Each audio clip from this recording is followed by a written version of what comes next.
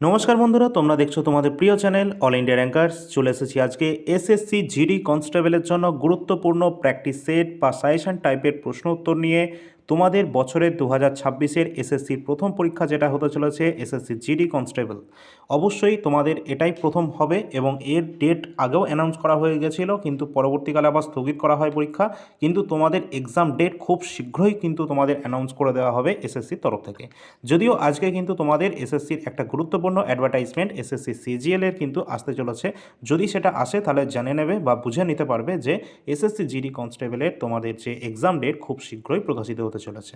ঠিক আছে, চলো। তো আজকে আমরা এসএসসি জিডি কনস্টেবলের প্র্যাকটিস সেট নাম্বার 1 নিয়ে আলোচনা করব। আমাদের প্রতিটি প্রশ্নের সাথে থাকবে ডিটেলস সলিউশন। টোটাল 20টি কোশ্চেন থাকবে, এক্সাম ওয়াইজ কোশ্চেন থাকবে। অবশ্যই তোমাদের বলে রাখি, এডুকুইটি যে নতুন ভেন্ডার তোমাদের এক্সামটা করাচ্ছে সেই প্যাটার্ন অনুযায়ী তোমাদের কিন্তু ক্লাস করানো হবে। সেম টু সেম কোশ্চেন কিন্তু করানো হবে না, যেহেতু এসএসসি সেটা বারণ রয়েছে। ঠিক আছে, তো আমরা অবশ্যই তোমাদেরকে এডুকুইটি প্যাটার্নে যা যা প্রশ্ন এসেছে সেটাই কিন্তু তোমাদের এখানে করানো হবে, যেটা তোমরা এক্সামে 100% এখান থেকে প্রশ্ন কমন থাকবে। ঠিক আছে, কোনো না কোনো শিফটে প্রশ্ন থাকবে এখান থেকে। তো চলো, আজকে আমাদের প্রথম প্রশ্ন রয়েছে, কোন শাস্ত্রীয় নৃত্যটি মহাভারত, রামায়ণ এবং পুরাণের কাহিনীর ওপর ভিত্তি করে পরিবেশন করা হয়ে থাকে মহাভারত, রামায়ণ এবং পুরাণের কাহিনী অনুসারে? কোন শাস্ত্রীয় নৃত্য? অপশান রয়েছে কুচিপুড়ি, সাত্রিয়া, কথাকলি নাকি ওড়িশি। তো এক্ষেত্রে আমাদের রাইট অ্যান্সার হয়ে যাবে অবশ্যই কোনটা? কথাকলি, অপশান নাম্বার সি সঠিক অ্যান্সার হয়ে যাবে। আর এই কথাকলি কোন রাজ্যে আমরা দেখতে পাই? অবশ্যই এটি কিন্তু কেরালা রাজ্যের গুরুত্বপূর্ণ শাস্ত্রীয় নৃত্য বা ক্লাসিক্যাল ড্যান্স। কেরালায় কিন্তু আরও একটা রয়েছে, সেটা কোনটা? কথাকলির সাথে সাথে এখানে রয়েছে সেটা হচ্ছে আমাদের মোহিনী আট্টম। মোহিনী আট্টম এটাও কিন্তু আমাদের এই কেরালারই একটি শাস্ত্রীয় নৃত্য। এছাড়া কুচিপুড়ি রয়েছে, এটা অন্ধ্রপ্রদেশের শাস্ত্রীয় নৃত্য রয়েছে, যেটা অন্ধ্রপ্রদেশের একটা গ্রাম রয়েছে কুচেলাপুরম, সেখান থেকে এর উৎপত্তি। সাত্রিয়া এটা কিন্তু আমাদের একদম নিউয়েস্ট বলতে পারো ক্লাসিক্যাল ড্যান্সের মধ্যে, যেটা আসাম থেকে বিলং করছে। এবং ওড়িশি যেটি রয়েছে, ওড়িশা থেকে রয়েছে ওড়িশি ক্লাসিক্যাল ড্যান্স। আর ওড়িশির জনক তোমাদের বলতে পারো যে কেলুচরণ মহাপাত্রকে। চলো আমরা দেখে নেব প্রতিটি গুরুত্বপূর্ণ প্রশ্নের সাথে গুরুত্বপূর্ণ তথ্য। যেমন রয়েছে কথাকলি, এটি কেরালা রাজ্যের একটি গুরুত্বপূর্ণ শাস্ত্রীয় নৃত্য। এখানে মণিপ্রাবলম ভাষা ব্যবহার করা হয়, যা সংস্কৃত এবং মালয়ালম ভাষার একটি সংমিশ্রণ। অবশ্যই ইম্পর্টেন্ট রয়েছে, পরীক্ষায় কিন্তু চলে এসেছে। এখানে কোনো ইম্পর্টেন্ট তথ্য এমনি এমনি নেওয়া হয়নি, পরীক্ষায় আসা সমস্ত গুরুত্বপূর্ণ তথ্য একটাও কেউ কিন্তু মিস করবে না। ঠিক আছে, প্রশ্ন কিন্তু যেটা তোমাদের 1 নম্বর প্রশ্ন করা হয়েছে ওটা থেকেই আসবে তার কোনো মানে নেই, কিন্তু তোমাদের এই যে ডিটেলস করানো হচ্ছে এগুলো থেকেও চলে আসবে, কারণ এগুলো সবই প্রিভিয়াস ইয়ার থেকে আমাদের নেওয়া। ঠিক আছে, এর সাথে সাথে অ্যাপের কিন্তু ফ্রি ক্লাসের যে পিডিএফ রয়েছে সেটা কিন্তু আমাদের যে অ্যাপ রয়েছে সেখানে কিন্তু তোমরা পেয়ে যাবে, all India rankers mobile app. সকলে ডাউনলোড করবে। বৈশিষ্ট্য রয়েছে, এই নৃত্যে 24টি মুদ্রা এবং 5 ধরনের মেকআপ ব্যবহার করা হয়। এই নায়ককে বাচ্চা এবং খলনায়ককে বলা হয় কাঁথি। ঠিক আছে, এটা কিন্তু গুরুত্বপূর্ণ বৈশিষ্ট্য রয়েছে। এখানে 5 ধরনের মেকআপ ব্যবহার করা হয়, অলরেডি এটা পরীক্ষায় চলেও এসেছে। পরের প্রশ্ন রয়েছে, আচ্ছা শাস্ত্রীয় নৃত্য। শাস্ত্রীয় নৃত্য সম্পর্কে এটা মনে রাখবে, সঙ্গীত নাটক একাডেমির মতে ভারতের টোটাল কিন্তু 8টি শাস্ত্রীয় নৃত্য রয়েছে। যদিও আমাদের কিন্তু ছৌ যে নৃত্যটা রয়েছে না, এটাকে যদি আমরা ইনক্লুড করে নিই তাহলে 9টি হবে। যদিও ছৌ নৃত্য এটা কিন্তু একটা সেমি ক্লাসিক্যাল ড্যান্সের মধ্যে পড়ে। পরবর্তী পয়েন্টে রয়েছে ছৌ নৃত্যের প্রকারভেদ। ছৌ প্রধানত আমরা 3 ধরনের দেখতে পাই। একটা রয়েছে ময়ূরভঞ্জ ছৌ, যেটা ওড়িশায় আমরা দেখতে পাই। সরাইকেল্লা ছৌ, যেটা ঝাড়খণ্ডে প্রচলিত রয়েছে। এবং পুরুলিয়া ছৌ, যেটা আমাদের পশ্চিমবঙ্গে অত্যন্ত গুরুত্বপূর্ণ এবং প্রচলিত একটি উৎসব রয়েছে বা আমাদের ক্লাসিক্যাল ড্যান্স রয়েছে। পরবর্তী রয়েছে 2010 সালে এই ছৌ এবং কালবেলিয়া নৃত্যকে ইউনেস্কো ঐতিহ্যবাহী তালিকায় কিন্তু অন্তর্ভুক্ত করা হয়েছে। এটা অত্যন্ত ইম্পর্ট্যান্ট। এই ছৌ যে ড্যান্স রয়েছে আমাদের এই পুরুলিয়া ছৌটাও এর মধ্যে পড়ে যাচ্ছে, যেটা 2010 সালে। এবং কালবেলিয়া যেটা কোথায় দেখতে পাওয়া যায়? অবশ্যই এটা কিন্তু রাজস্থানে কিন্তু রয়েছে। গুলাবো সাবেরা তোমরা হয়তো চেনো, তিনি কিন্তু এই ড্যান্সের সাথে যুক্ত রয়েছেন। এই দুটোই কিন্তু 2010 সালে ইউনেস্কোর যে সাংস্কৃতিক ঐতিহ্য তালিকায় এর অন্তর্ভুক্ত রয়েছে। চলো পরবর্তী প্রশ্নে আসি। ভালো লাগলে সকলে কিন্তু লাইক করে দেবে, সাবস্ক্রাইবটা করে রাখবে অবশ্যই। রাষ্ট্রসংঘ বা সম্মিলিত জাতিপুঞ্জ ইউনাইটেড নেশনস এর সদর দপ্তর কোথায় অবস্থান করছে? তো অবশ্যই রাইট অ্যান্সার হয়ে যাবে, ইউনাইটেড নেশনস বা জাতিপুঞ্জের সদর দপ্তর নিউ ইয়র্ক সিটিতে অবস্থান করছে। আমরা দেখে নেব এই সম্পর্কিত আরও গুরুত্বপূর্ণ তথ্য। এর প্রতিষ্ঠা কত সালে হয়েছে? ইউনাইটেড নেশনস এটি কিন্তু প্রতিষ্ঠিত হয়েছিল 24শে অক্টোবর 1945 সালে এর প্রতিষ্ঠা করা হয়। এর আগে কিন্তু একটা সংস্থা ছিল যেটা 1920 সালে প্রতিষ্ঠিত হয়েছিল, লিগ অফ নেশনস। এটাকেই পরবর্তীকালে কিন্তু রিপ্লেস করা হয়েছে, যেটা বর্তমানে রয়েছে সম্মিলিত জাতিপুঞ্জ বা ইউনাইটেড নেশনস। এর টোটাল অঙ্গ কতগুলো রয়েছে? অবশ্যই রাষ্ট্রসংঘের টোটাল 6টি প্রধান অঙ্গ রয়েছে। সেগুলো কোনগুলো? অবশ্যই এর মধ্যে 5টি যার সদর দপ্তর রয়েছে নিউ ইয়র্কের নিউ ইয়র্ক সিটি। আর একটি যে অঙ্গ রয়েছে সেটা হচ্ছে আন্তর্জাতিক আদালত বা ইন্টারন্যাশনাল যে আমাদের কোর্ট অফ জাস্টিস রয়েছে, যার সদর দপ্তর অবস্থান করছে নেদারল্যান্ডের হেগ শহরে। এটা অলরেডি কিন্তু পরীক্ষায় এই জিডিতেই কিন্তু অনেকবার চলে এসেছে। চলো পরবর্তী পয়েন্টে আমরা দেখব এর সদস্য রাষ্ট্র সংখ্যা কত রয়েছে। অবশ্যই বর্তমান সদস্য দেশ সংখ্যা রয়েছে 193টি, এবং সবথেকে বেশি ইম্পর্ট্যান্ট 193তম দেশের নাম কি? অবশ্যই দক্ষিণ সুদান হয়েছে, তিনি কিন্তু রয়েছেন দক্ষিণ সুদান যে আমাদের একটা রাষ্ট্র রয়েছে, সেটা কিন্তু 193তম কিন্তু দেশ হিসাবে রয়েছে এই ইউনাইটেড নেশনসের বর্তমান সদস্য 193তম দেশ। পরবর্তী রয়েছে নিরাপত্তা পরিষদের 15 জন সদস্য কিন্তু থেকে থাকে। এই 15 জন সদস্য নিরাপত্তা পরিষদের ক্ষেত্রে বলা হচ্ছে এটা, ঠিক আছে, মানে সিকিউরিটি কাউন্সিল। ইউনাইটেড নেশনসের একটা অঙ্গ রয়েছে গুরুত্বপূর্ণ, ইউনাইটেড নেশনসের সিকিউরিটি কাউন্সিল। এই সিকিউরিটি কাউন্সিলে টোটাল 15 জন সদস্য থাকে, যার মধ্যে পার্মানেন্ট কাউন্সিল যেটা রয়েছে সেখানে 5 জন স্থায়ী সদস্য থাকে, এবং যেটা অস্থায়ী হিসেবে এখানে কিন্তু 10 জন কিন্তু সদস্য থেকে থাকে। পরীক্ষায় কিন্তু এগুলো অলরেডি চলে এসেছে। স্থায়ী সদস্য যেটাকে আমরা বলে থাকি কি P5, এই P5 যারা যারা রয়েছে এদের কিন্তু ভেটো ক্ষমতা কিন্তু রয়েছে এই সমস্ত পাঁচটা রাষ্ট্র যাদের নামগুলো পরীক্ষায় চলে আসে। ফার্স্টে রয়েছে আমেরিকা, নেক্সট ব্রিটেন রয়েছে, চীন, ফ্রান্স এবং রাশিয়া। এই পাঁচটা যে আমাদের কান্ট্রি রয়েছে তারা একত্রে P5 নামে পরিচিত, যাদের ভেটো ক্ষমতা কিন্তু রয়েছে। এই যে আমাদের ইউনাইটেড নেশনস, এদের সরকারি ভাষা কতগুলো রয়েছে? 6টা। টোটাল 6টি কিন্তু এখানে সরকারি ভাষা রয়েছে। ভাষাগুলো অবশ্যই কিন্তু গুরুত্বপূর্ণ রয়েছে। আরবি যে ভাষাটি সেটা কিন্তু 1973 সালে কিন্তু এটা যুক্ত করা হয়েছে। যে কটা এখানে দেওয়া হয়েছে প্রতিটা কিন্তু এক্সামের জন্য মানে মোস্ট ইম্পর্টেন্ট, মানে তোমরা এটা স্কিপ করতেই পারবে না, এত ইম্পর্টেন্ট। আর তোমাদের বলে রাখি, অবশ্যই এই সিরিজটি চালু করা হয়েছে শুধুমাত্র তোমাদের জন্য এসএসসি জিডি কনস্টেবলের কথা মাথায় রেখে। সুতরাং তোমরা যদি রেগুলার তোমরা ভিডিও বা ক্লাসগুলো যদি ফলো করো এবং শেয়ার বা সাবস্ক্রাইব করে রাখো, তাহলে কিন্তু তোমাদের ডেলি ক্লাস কিন্তু করানোর ব্যবস্থা কিন্তু করা হবে আমাদের তরফ থেকে। না হলে কিন্তু সপ্তাহে 3 থেকে 4টে ক্লাস পাবে। অবশ্যই তোমরা বেশি আকারে তোমরা যদি শেয়ার করো তাহলে কিন্তু তোমরা বেশি পরিমাণে কিন্তু ক্লাস পেয়ে যাবে, ঠিক আছে। বেস্ট কন্টেন্ট প্রোভাইড করা হচ্ছে একদম এডুকেটিভ প্যাটার্নে, কেউ মিস করবে না। পরের প্রশ্ন, আলফ্রেড নোবেল নিচের কোনটি আবিষ্কার করেছিলেন? তো আলফ্রেড নোবেল তিনি আবিষ্কার করেছিলেন কোনটা? অবশ্যই ডিনামাইট। অপশান নাম্বার সি সঠিক অ্যান্সার হবে। এই সম্পর্কিত আমরা দেখব গুরুত্বপূর্ণ তথ্য যেগুলো আমাদের এক্সামের জন্য ইম্পর্টেন্ট। ফার্স্টে রয়েছে 1867 সালে ডিনামাইট আবিষ্কারের জন্য আলফ্রেড নোবেল তিনি তার যে নাম অনুসারে 1901 সাল থেকে কিন্তু এই পুরস্কারটা দেওয়া হয়ে থাকে। নোবেল পুরস্কার কার নামে দেওয়া হয়? অবশ্যই আলফ্রেড নোবেলের নামে দেওয়া হয়, যিনি ডিনামাইট আবিষ্কার করেছিলেন, এবং 1901 থেকে তার নাম অনুসারে এই পুরস্কারটা প্রদান করা হচ্ছে। এখানে বিভাগ সম্পর্কে দেখে রাখবে, শুরুতে কিন্তু 5টা ক্ষেত্রে দেওয়া হতো, যেটা 1969 সাল থেকে কিন্তু অর্থনীতিতে প্রথম কিন্তু এই পুরস্কার দেওয়া হয়েছে। পরবর্তী পয়েন্ট রয়েছে, অবশ্যই কিন্তু ইম্পর্টেন্ট রয়েছে অর্থনীতিতে। অর্থনীতিতে কে পেয়েছেন? অবশ্যই অমর্ত্য সেন, তিনি কিন্তু প্রথম ইকোনমিক্সে কিন্তু নোবেল পুরস্কার পেয়েছিলেন, তিনি কিন্তু একজন ভারতীয় রয়েছেন। পরবর্তী পয়েন্টে আমরা দেখব যে কনিষ্ঠতম বিজয়ী মালালা ইউসুফজাই মাত্র 17 বছর বয়সে, যিনি কিন্তু পাকিস্তান থেকে রয়েছেন, ঠিক আছে, এটি কিন্তু তিনি কিন্তু নোবেল পুরস্কার পেয়ে যাচ্ছেন। সবথেকে কনিষ্ঠতম নোবেল বিজেতা রয়েছেন মালালা ইউসুফজাই, 17 বছর বয়সী। এছাড়া সবথেকে বয়োজ্যেষ্ঠ বিজয়ী রয়েছেন কে? যার নাম জন গুড এনাফ, যিনি 97 বছর বয়সে কিন্তু এই পুরস্কার গ্রহণ করেছেন। পরবর্তী পয়েন্টে আমাদের দেখতে হবে প্রথম ভারতীয় হিসাবে বা প্রথম এশিয়ার প্রথম হিসাবে কিন্তু আমাদের দেখে রাখতে হবে রবীন্দ্রনাথ ঠাকুর, বা সাহিত্যে প্রথম কিন্তু তিনি পাচ্ছেন আমাদের ভারতীয় হিসাবে রবীন্দ্রনাথ ঠাকুর। তিনি কিন্তু 1913 সালে গীতাঞ্জলিতে তিনি পেয়ে যাচ্ছেন নোবেল পুরস্কার। এছাড়া 2024 সালে 2014 সালে কিন্তু কৈলাস সত্যার্থী শান্তি অর্থাৎ পিসের জন্য তিনি কিন্তু নোবেল পুরস্কার পেয়েছেন। এই প্রতিটাই কিন্তু ইম্পর্টেন্ট রয়েছে। নেক্সট কোয়েশ্চেন রয়েছে রেত সমাধি বা টম্ব অফ স্যান্ড, এই যে আমাদের উপন্যাসটা রয়েছে এর লেখক কে রয়েছেন? অপশানগুলো ভালো করে দেখলে তোমরা বুঝতে পারবে। গীতাঞ্জলি স্ত্রী, টম্ব অফ স্যান্ড, অনেকবার তোমাদের এর আগে কিন্তু ক্লাসে করানো হয়েছে। টম্ব অফ স্যান্ড এই উপন্যাসের লেখক রয়েছেন গীতাঞ্জলি স্ত্রী। পরবর্তী আমরা দেখব পুরস্কার থেকে, যেমন গীতাঞ্জলি স্ত্রী তার এই উপন্যাসের জন্য 2022 সালের বুকার ইন্টারন্যাশনাল পুরস্কার তিনি কিন্তু এটা পেয়েছেন। ডেজি রকওয়েল এটি কিন্তু ইংরেজিতে অনুবাদ করেছেন, ট্রান্সলেট করেছেন। অন্যান্য লেখকের মধ্যে রয়েছে গুরুত্বপূর্ণ শশী থারুর। শশী থারুরের বিখ্যাত বইয়ের মধ্যে রয়েছে হোয়াই আই অ্যাম এ হিন্দু। অত্যন্ত গুরুত্বপূর্ণ, পরীক্ষায় অনেকবার এই প্রশ্নটা রিপিট হয়েছে বিভিন্ন এসএসসির এক্সামে। অ্যান ইরা অফ ডার্কনেস, এটাও অ্যান ইরা অফ ডার্কনেস এবং হোয়াই আই অ্যাম এ হিন্দু, দুটোই কিন্তু শশী থারুরের গুরুত্বপূর্ণ বই। পরবর্তী রয়েছে ঝুম্পা লাহিড়ির লেখা রয়েছে দ্য নেমসেক, অনেকবার এসেছে, এবং রয়েছে আমাদের কি ওয়্যার অ্যাবাউটস। অবশ্যই এই দুটোই গুরুত্বপূর্ণ রয়েছে ঝুম্পা লাহিড়ির জন্য।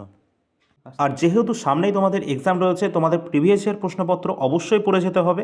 এখানে ইম্পর্টেন্টগুলো এডুকেটি প্যাটার্নেরগুলো আমি করিয়ে দিচ্ছি, এবং বাদবাকি একদম তোমাদের এসএসসি জিডিতে যেমন এসেছিলো শিফট ধরে ধরে প্রশ্ন, ঠিক সেরকম লাস্ট 2025 সালের প্রশ্নপত্র তোমরা জিকে কোয়েশ্চেনটা নিয়ে নিতে পারবে। 2025 এবং 2024-এর জিকে কোয়েশ্চেন ইতিমধ্যে অ্যাভেলেবেল রয়েছে আমাদের অ্যাপ্লিকেশন অল ইন্ডিয়া র্যাঙ্কার্সে। তোমরা ডিসক্রিপশনের লিঙ্ক থেকে ডাউনলোড করে নেবে, সেখান থেকে অবশ্যই এই পেইড পিডিএফ সেকশনে গেলে তোমরা এই সমস্ত পিডিএফ পেয়ে যাবে। আর সবথেকে বেশি গুরুত্বপূর্ণ এসএসসি এবং রেলওয়ের জন্য, কারণ এসএসসি রেল দুই জায়গাতেই কারেন্ট অ্যাফেয়ার্সের গুরুত্ব অনেকটাই বেশি কিন্তু, ঠিক আছে? তো এটা কিন্তু কেউ স্কিপ করতে পারবে না। আর তোমাদের সকলের জন্য বাংলা ভাষায় বেস্ট কন্টেন্ট কিন্তু আমাদের প্রোভাইড করছি কারেন্ট অ্যাফেয়ার্স প্রায় 1 বছর ধরে, এবং যেগুলো কিন্তু এক্সামে কিন্তু অনেকবার কিন্তু চলে এসেছে। এসএসসি এবং রেলে প্রচুর পরিমাণে কারেন্ট অ্যাফেয়ার্স আমরা কিন্তু কমন দিয়ে এসেছি এর আগেও। তো অবশ্যই তোমাদের বলে রাখি, প্রতি মাসের কারেন্ট অ্যাফেয়ার্স কিন্তু আমাদের মান্থলি কারেন্ট অ্যাফেয়ার্স অ্যাভেলেবেল রয়েছে আমাদের অ্যাপে, কিন্তু অ্যাভেলেবেল রয়েছে সমস্ত পিডিএফ, যার ডেমো পিডিএফ তোমরা অ্যাপেতেই দেখতে পাবে। অ্যাপেই তোমরা পারচেস করলে সেখানেই কিন্তু তোমরা পিডিএফ পেয়ে যাবে সাথে সাথে। প্রতি মাসের যে কারেন্ট অ্যাফেয়ার্স রয়েছে, যেখানে 400 থেকে 450 প্রশ্ন রয়েছে, প্রশ্নের সংখ্যা বেশি, তার কারণ এখানে প্রিলিমসের সাথে সাথে মেন্স কিন্তু এখানে ফোকাস করা হয়ে থাকে। এখানে কিন্তু এসএসসি এবং রেলের জন্যই কিন্তু আমরা কারেন্ট অ্যাফেয়ার্স প্রোভাইড করি, অন্য কোনো এক্সামের জন্য কিন্তু নয়। অন্য কোনো এক্সামের জন্য কিন্তু এখানে যা যা দেওয়া রয়েছে সেগুলো পড়ে গেলে এখান থেকে কমন চলেই আসবে, আর আমরা যে ক্লাসগুলো প্রোভাইড করি সেখান থেকে তো ম্যাক্সিমাম অন্যান্য এক্সামে চলেই আসে। এছাড়া অন্যান্য পিডিএফের মধ্যে এগুলো তো অ্যাভেলেবেল রয়েছে, তোমরা সেটা দেখতেই পাচ্ছ। কমপ্লিট ইন্ডিয়ান হিস্ট্রি, কমপ্লিট ভারতের সংবিধান এবং স্ট্যাটিক জিকে। তোমরা যারা এসএসসি জিডি কনস্টেবল দিতে যাচ্ছ, যদি তোমাদের ইতিহাসটা নিয়ে কোনো সংশয় থাকে তাহলে ইতিহাসের পিডিএফটা নিয়ে নেবে। সংবিধান থেকে যদি কোনো সমস্যা থাকে, আমি 100% গ্যারেন্টি দিয়ে বলতে পারি সংবিধান থেকে এখান থেকে কোনো প্রশ্ন কিন্তু এর বাইরে থাকবে না, ঠিক আছে? এনটিপিসি থেকে পর্যন্ত কিন্তু এখান থেকে অনেক প্রশ্ন চলে এসেছে, এনটিপিসি গ্র্যাজুয়েট লেভেলে। আন্ডার গ্র্যাজুয়েট যারা দেবে তারাও কিন্তু এগুলো নিতে পারো, সকলের জন্যই কিন্তু এটা কমপ্লিট করা রয়েছে। এছাড়া অন্যান্য প্রিভিয়াসের প্রশ্নপত্রে 2024-25 জিডি কনস্টেবল রয়েছে এবং অন্যান্য অ্যাভেলেবেল আছে। তোমাদের মধ্যে যার যেটা প্রয়োজন রয়েছে সব কিছু তোমরা এই পেইড পিডিএফ সেকশনে যা যা দেখালাম এতক্ষণ সব কিছু এখানে পেয়ে যাবে। এবং তার নিচে কিন্তু রয়েছে আমাদের মাই কোর্স বলে একটা অপশান তোমরা নিচের দিকে দেখতে পাচ্ছ। তোমরা যখনই পিডিএফ বাই করবে তখনই কিন্তু তোমরা পিডিএফ এই মাই কোর্স যে অপশানটা রয়েছে সেই সেকশানে পেয়ে যাবে। আর ক্লাসের যে ফ্রি পিডিএফ সেগুলো কিন্তু এখানে কিন্তু সব কিছু দেওয়া হয়ে থাকে, প্রতিদিন সেখানে কিন্তু আপডেট করা হয় ক্লাসের 24 ঘন্টা পরে। চলো পরবর্তী প্রশ্নে আমরা চলে আসি। নেক্সট কোশ্চেন রয়েছে, ভারতে বিমান পরিবহন পরিষেবা কোন বছর থেকে এটা শুরু হয়েছে? তো ভারতে বিমান পরিষেবা যেটা শুরু হয়েছে 1911 সাল থেকে। গুরুত্বপূর্ণ তথ্য এ সম্পর্কিত আমাদের মনে রাখতে হবে। 1911 সালে এলাহাবাদ থেকে নৈনি পর্যন্ত প্রথম যে বিমান ডাক পরিষেবা এটা কিন্তু চালু হয়েছে, এয়ার মেল সার্ভিস। এবং বিমানবন্দর যেটা রয়েছে, ভারতের প্রথম নির্মিত বিমানবন্দর রামরৌলি, যেটা ইউপিতে অবস্থান করছে, যেটা বামরৌলি এটা উত্তরপ্রদেশে অবস্থান করছে। এবং সবচেয়ে বড় বিমানবন্দর যেটা রাজীব গান্ধী ইন্টারন্যাশনাল যে আমাদের এয়ারপোর্ট রয়েছে, যেটা হায়দ্রাবাদে অবস্থান করছে। এবং সবচেয়ে ব্যস্ততম হলো ইন্দিরা গান্ধী আন্তর্জাতিক বিমানবন্দর, যেটা নয়াদিল্লিতে অবস্থান করছে। তোমাদের বলে রাখি, আমাদের ভারত তথা এশিয়ার সবচেয়ে লার্জেস্ট যে ইন্টারন্যাশনাল এয়ারপোর্ট সেটা কিন্তু ইতিমধ্যে আমাদের চায়নাতে অবস্থান করছিল, কিন্তু আমাদের রাজ্য যেটা হচ্ছে উত্তরপ্রদেশে এখানে কিন্তু নয়ডা যে জেলা রয়েছে সেখানে কিন্তু একটি ইন্টারন্যাশনাল এয়ারপোর্ট স্থাপন করা হচ্ছে, যেটা কিন্তু ইতিমধ্যে উদ্বোধনও হয়তো করা হয়ে গেছে, ঠিক আছে? তো এটা কিন্তু হয়ে যাচ্ছে ভারত তথা সমগ্র এশিয়ার মধ্যে সবচেয়ে বড় international airport, Noida international airport, যেটা অবস্থান করছে উত্তরপ্রদেশে। একদম কারেন্ট অ্যাফেয়ার্সের লেটেস্ট টপিক এটা, ঠিক আছে? তার সাথে এটা একটা স্ট্র্যাটেজিকেও। পরের প্রশ্ন রয়েছে, সিকিমের যে পাকইয়ং হলো 100তম বিমানবন্দর এবং ডনিপ্লো যেটা অরুণাচল প্রদেশে রয়েছে প্রথম গ্রিনফিল্ড বিমানবন্দর। প্রতিটা কিন্তু এক্সামের জন্য ইম্পর্ট্যান্ট। পরবর্তী প্রশ্ন, ক্রিকেটের কোন ফরম্যাটের সাথে ফলো অন শব্দটা যুক্ত রয়েছে? ফলো অন শব্দটি যুক্ত রয়েছে ক্রিকেটের কোন ফরম্যাটে? অবশ্যই test match, option number C সঠিক অ্যান্সার হবে। এবং এর সাথে দেখব যে টেস্ট ম্যাচে যদি প্রথম ব্যাটিং করা দলের চেয়ে দ্বিতীয় দল 200 বা তার বেশি রানে পিছিয়ে থাকে তবে তাদের আবার ব্যাটিংয়ে পাঠানো হয়, একেই বলা হয় ফলো অন। ফলো অন শব্দটা কিসের সাথে যুক্ত? অবশ্যই ক্রিকেটের সাথে যুক্ত। পরবর্তী রয়েছে 2008 সাল থেকে ডিআরএস, যেটা কিন্তু ডিসিশন রিভিউ সিস্টেম শুরু করা হয় এবং ডাকওয়ার্থ লুইস প্রথম এই পদ্ধতিটি কিন্তু তিনি প্রবর্তন করেছিলেন 1997-তে। অধিনায়ক, ভারতের প্রথম টেস্ট অধিনায়ক ছিলেন সি.কে. নাইডু। আমরা জানি সি.কে. নাইডু ট্রফি দেওয়া হয়ে থাকে, কিসের সাথে যুক্ত? অবশ্যই ক্রিকেট। এছাড়া রয়েছে স্বাধীনতার প্রথম অধিনায়ক ছিলেন স্বাধীনতার সময় প্রথম যে অধিনায়ক, যার নাম লালা অমরনাথ। এগুলো কিন্তু এক্সামের জন্য ইম্পর্টেন্ট, যদিও পরীক্ষায় কিন্তু এখনও পর্যন্ত এটা আসেনি। পরের প্রশ্ন রয়েছে, কোন আইনের মাধ্যমে ভারতে প্রথমবার গভর্নর জেনারেল পদটি তৈরি করা হয়? প্রথমবার গভর্নর জেনারেল পদটি তৈরি করা হয়েছে অবশ্যই রেগুলেটিং আইন 1773 রেগুলেটিং আইন অনুসারে গভর্নর জেনারেল পদটি তৈরি করা হয়েছে। আবার এই আইন অনুসারে কিন্তু সুপ্রিম কোর্টও স্থাপন করা হয়েছে। 1773 যে রেগুলেটিং অ্যাক্টের মাধ্যমে ওয়ারেন হেস্টিংস প্রথম গভর্নর জেনারেল পদে কিন্তু রয়েছেন বা উন্নীত হয়েছিলেন, এবং সুপ্রিম কোর্ট ভারতে কিন্তু এই যে আমাদের কলকাতার প্রথম যে সুপ্রিম কোর্ট স্থাপন করা হচ্ছে, কলকাতা সুপ্রিম কোর্ট প্রতিষ্ঠিত হয়েছিল 1773 রেগুলেটিং অ্যাক্ট অনুসারে, এবং সেই অনুযায়ী কিন্তু ভারতের প্রথম বিচারপতি ছিলেন স্যার এলিজা ইম্পে। অবশ্যই এক্সামের জন্য ইম্পর্টেন্ট রয়েছে, কলকাতা সুপ্রিম কোর্ট প্রথম কিন্তু এই আইনের মাধ্যমে কলকাতায় স্থাপন করা হয়েছিল 1774-এ। পরবর্তী প্রশ্ন রয়েছে, 1919 সালে ভারত সরকার আইন নিচের কোন রিপোর্টের ওপর ভিত্তি করে তৈরি করা হয়েছিল? তো অবশ্যই রাইট অ্যান্সার হয়ে যাবে কোনটা? 1919-এর কথা বলা হয়েছে, তার মানে মন্টেগু চেমসফোর্ড রিপোর্টের ওপর ভিত্তি করে কিন্তু এটা তৈরি করা হয়েছিল। কিন্তু মরলে মিন্টো সংস্কারটা কত, অনেকবার কিন্তু এটা গুলিয়ে যায় অনেকের সাথে। তো 1909 কিন্তু হবে যখন সেটা হচ্ছে মরলে মিন্টো সংস্কার আইন, আর 1919 হচ্ছে মন্টেগু চেমসফোর্ড রিপোর্ট, এবং সাইমন কমিশন যেটা কিন্তু অবশ্যই 1927-এর। ঠিক আছে, অবশ্যই সবকটাই কিন্তু এক্সামের জন্য গুরুত্বপূর্ণ রয়েছে, এবং নেহরু রিপোর্ট যেটা 1928-এর। চলো এবার পরবর্তী ইম্পর্টেন্ট প্রশ্ন উত্তর দেখে নিই। দ্বৈত শাসন। দ্বৈত শাসন অবশ্যই তোমরা মনে রাখবে যে এই আইনের মাধ্যমে প্রদেশের দ্বৈত শাসন বা ডায়ার্চি সিস্টেম কিন্তু চালু করা হয়েছিল, এবং 1909 আইন যেটা মরলে মিন্টো সংস্কারের মাধ্যমে সাম্প্রদায়িক নির্বাচন ব্যবস্থা চালু করা হয়েছিল। আর 1935 সালের যে আইন, 1935-এর এই আইনের মাধ্যমে কেন্দ্রে দ্বৈত শাসন এবং ফেডারেল আদালত বা যে সংঘীয় যে ন্যায়ালয় এটা প্রতিষ্ঠিত হয়। পরবর্তী প্রশ্ন রয়েছে, যদি ভালো লাগে একটা লাইক করে দেবে সকলে, এবং সাবস্ক্রাইব করে রাখবে পরবর্তী ক্লাসগুলো ব্যাক টু ব্যাক পাওয়ার জন্য। অবশ্যই তোমরা কিন্তু টেলিগ্রামে যুক্ত হবে, টেলিগ্রামের লিঙ্ক কিন্তু ভিডিও ডিসক্রিপশন বক্সে দেওয়া থাকবে, সেখানে সমস্ত গুরুত্বপূর্ণ আপডেট সবার আগে পেয়ে যাবে।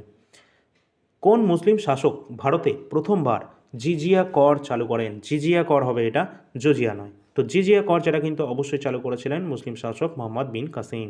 অপশন নাম্বার বি সঠিক অ্যান্সার হয়ে যাবে। আর এক্ষেত্রে মনে রাখবে যে অবশ্যই 712 খ্রিস্টাব্দে সিন্ধু আক্রমণের সময় মোহাম্মদ বিন কাসিম এখানে জিজিয়া করটা প্রবর্তন করেছেন, এবং আরবরা ভারতে মাহফুজা এবং মনসুরা নামক দুটি সিন্ধু নদীর তীরে কিন্তু নির্মাণ করেছিলেন দুটি গুরুত্বপূর্ণ শহর। পরবর্তী পয়েন্টে রয়েছে মুঘল যুগ, যেমন মুঘলদের মধ্যে ঔরঙ্গজেব পুনরায় কিন্তু জিজিয়া কর চালু করেছিলেন। আমরা ডাইরেক্ট কিন্তু মনে রাখি যে জিজিয়া কর কে প্রবর্তন করেছিলেন? ঔরঙ্গজেব। কিন্তু অপশান যদি ঔরঙ্গজেব না থাকে সেই থেকে, তখন কিন্তু অপশানে এইটা অবশ্যই থাকবে মোহাম্মদ বিন কাসিম। অনেকজন কিন্তু এটা ভুল করবে পরীক্ষায়, অনেকে ভাববে হয়তো ঔরঙ্গজেব অপশানে নেই মানে প্রশ্ন ভুল, কিন্তু তা কিন্তু একদমই নয়। প্রথম প্রবর্তন করেছিলেন মোহাম্মদ বিন কাসিম, এবং পরবর্তীকালে ঔরঙ্গজেব পুনরায় এটাকে কিন্তু চালু করেছিলেন। নেক্সট কোশ্চেন রয়েছে, গজনী রাজবংশের প্রতিষ্ঠাতা কে ছিলেন? গজনী রাজবংশের প্রতিষ্ঠাতা ছিলেন কে? আলপ্তগিন। এটা আলপ্তগিন হবে, অপশন নাম্বার বি। নেক্সট রয়েছে মাহমুদ গজনবী। মাহমুদ গজনবী সম্পর্কে তোমরা মনে রাখবে তিনি কিন্তু টোটাল 17 বার ভারতের ওপর আক্রমণ হেনেছিলেন। 1001 থেকে শুরু করে 1025 পর্যন্ত তিনি টোটাল কিন্তু 1026 পর্যন্ত সম্ভবত 17 বার তিনি কিন্তু আক্রমণ করেছিলেন।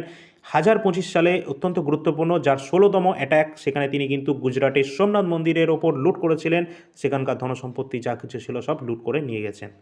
পরবর্তী রয়েছে তার সাথে অলবেরুনি ভারতে এসেছিলেন। অলবেরুনি কার সময় ভারতে এসেছিলেন পরীক্ষায় আসতে পারে, অবশ্যই কিন্তু তার সাথেই এসেছিলেন, যেটা কিন্তু মাহমুদ গজনবীর সাথেই কিন্তু এসেছিলেন। এবং তহকিকি হিন্দ বা কিতাবুল হিন্দ কিন্তু রয়েছে, এটা অলবেরুনেরই লেখা। পরবর্তী রয়েছে উদ্বি। উদ্বির লেখা রয়েছে তারিক ই ইয়ামিনী, উদ্বির লেখা রয়েছে, আর দুজনাই কিন্তু সভাকবি রয়েছে এই মাহমুদের সময়। পরবর্তী পয়েন্ট রয়েছে, কোশ্চেন রয়েছে, ভারতের কয়টি রাজ্য সমুদ্র উপকূলবর্তী এলাকায় অবস্থান করছে? অবশ্যই অপশানগুলো রয়েছে, দেখো অপশান অনুযায়ী রাইট অ্যান্সার হয়ে যাবে। টোটাল 9টি রয়েছে। কয়টি রাজ্য? টোটাল 8টি রাজ্য এবং একটা ইউনিয়ন টেরিটরি রয়েছে, এই নিয়ে টোটাল একটি ইউনিয়ন টেরিটরি এবং 8টি রাজ্য নিয়ে টোটাল 9টি কিন্তু রয়েছে আমাদের সমুদ্র উপকূলবর্তী এলাকা। পরবর্তী প্রশ্ন রয়েছে 9 ডিগ্রি চ্যানেল নিচের কোন দুটি স্থানের মধ্যে অবস্থান করছে? তো 9 ডিগ্রি চ্যানেল এটি অবস্থান করছে কাভারাত্তি এবং মিনিকয় দ্বীপপুঞ্জের মধ্যে অবস্থান করছে 9 ডিগ্রি চ্যানেল। আর 10 ডিগ্রিটা কোথায় অবস্থান করছে? এই আন্দামান নিকোবর দ্বীপপুঞ্জের মধ্যে অবস্থান করছে 10 ডিগ্রি চ্যানেল। আর আমাদের মালদ্বীপ এবং মিনিকয়ের মধ্যে কোনটা অবস্থান করছে? 9 ডিগ্রি চ্যানেল কিন্তু মালদ্বীপ এবং মিনিকয়ের মধ্যেও রয়েছে, ঠিক আছে। আর ভারত এবং শ্রীলঙ্কা, যেটা কিন্তু অবশ্যই পক প্রণালী দ্বারা বিচ্ছিন্ন রয়েছে, অবশ্যই ইম্পর্টেন্ট রয়েছে এটাও।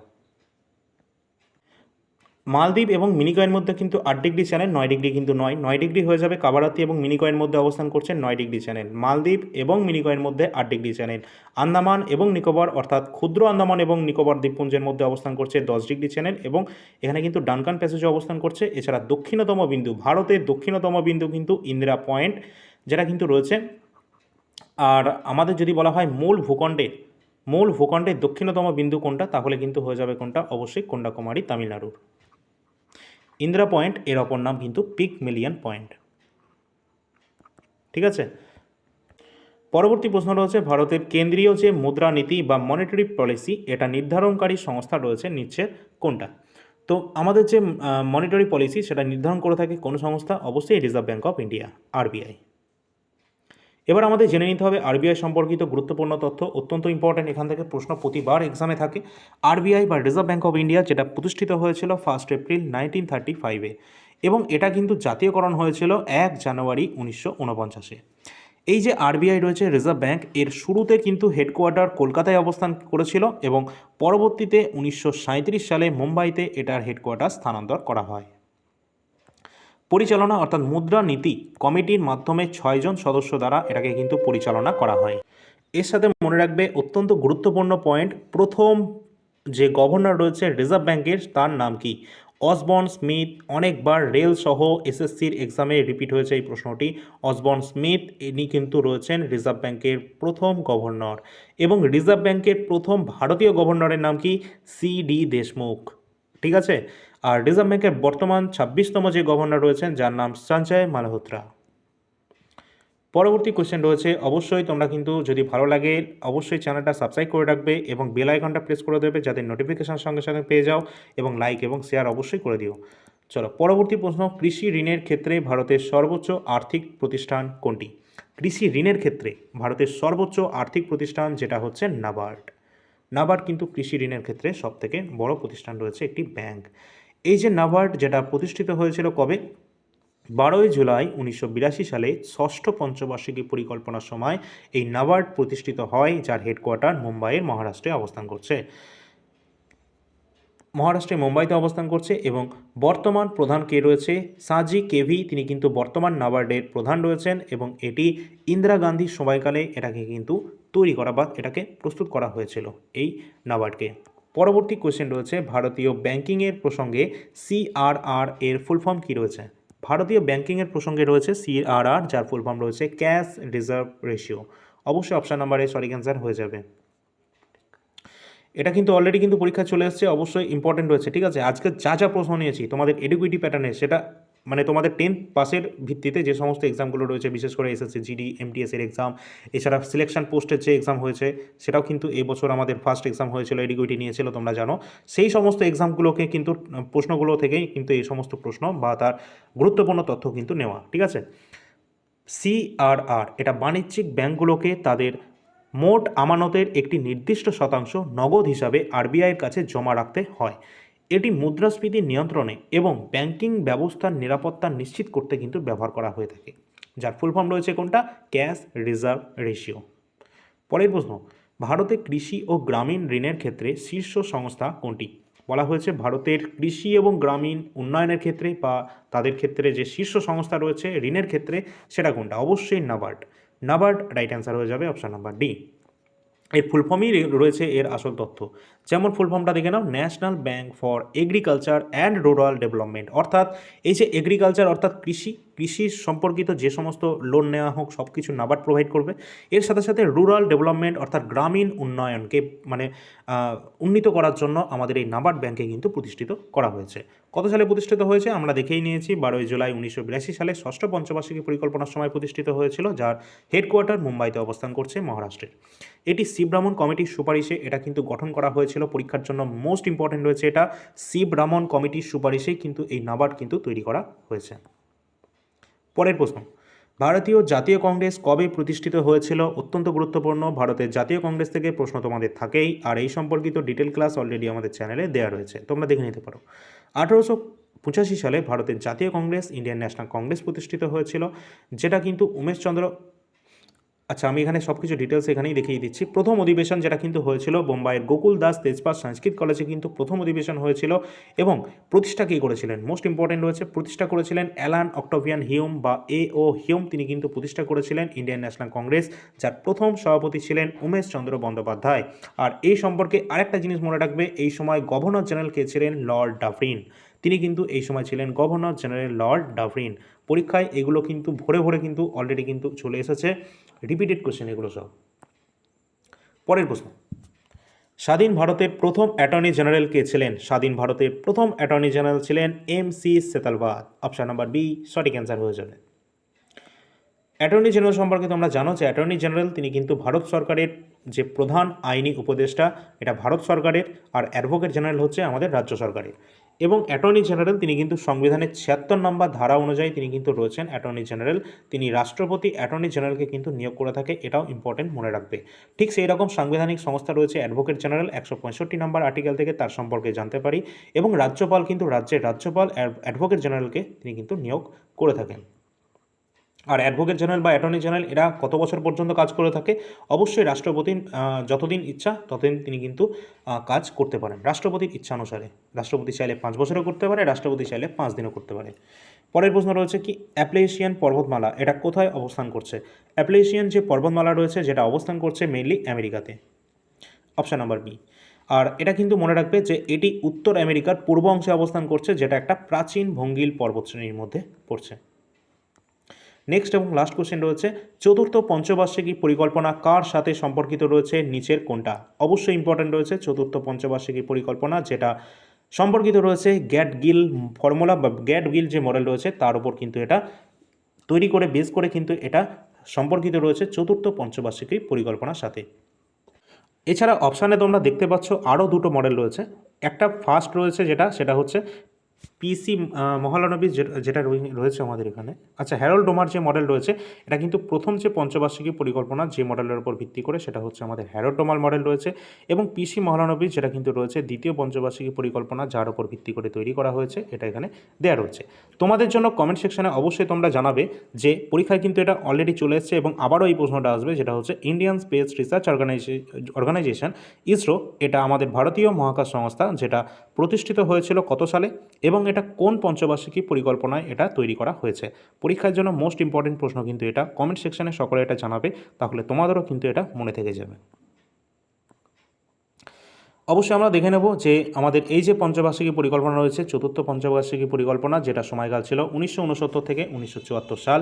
এই পরিকল্পনার মূল লক্ষ্য ছিল কি? অবশ্যই স্থায়িত্বের সাথে বৃদ্ধি, গ্রোথ উইথ স্টেবিলিটি, এবং স্বনির্ভরতা। এই সময় টোটাল 14টি ব্যাংকের জাতীয়করণ করা হয়েছে 1969 সালে, এবং ভারত পাকিস্তান যুদ্ধ 1971 সালে, এই দুটো কিন্তু এই সময়ই হয়েছিল। কোন সময়? চতুর্থ পঞ্চবার্ষিকী পরিকল্পনা 1969 থেকে 1974 সাল পর্যন্ত। 14টা ব্যাংকের জাতীয়করণ পরীক্ষার জন্য মোস্ট ইম্পর্টেন্ট, কারণ এই প্রশ্নটা অনেকবার চলে এসেছে ইতিমধ্যে।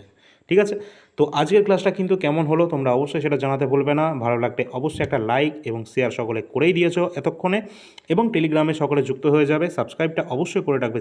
এছাড়া আমাদের মোবাইল অ্যাপ্লিকেশন রয়েছে অল ইন্ডিয়া র্যাঙ্কার, সকলে এখানে অবশ্যই যুক্ত হবে। মোবাইল অ্যাপ্লিকেশনটি ডাউনলোড করে নেবে, ফার্স্টে রেজিস্টার করে লগ ইন করবে, সেখানে কিন্তু তোমরা ফ্রি পিডিএফ সেকশানে সমস্ত ক্লাসের ফ্রি পিডিএফ উইথ সলিউশন কিন্তু তোমরা পেয়ে যাবে। ঠিক আছে, তো অবশ্যই ক্লাসটা তোমরা দেখতে থাকো, 24 ঘন্টা পর তোমরা পিডিএফ কিন্তু পেয়ে যাবে। যারা কিন্তু ফেসবুক পেজে দেখছো অবশ্যই পেজটা ফলো করে রাখবে। ধন্যবাদ সকলকে।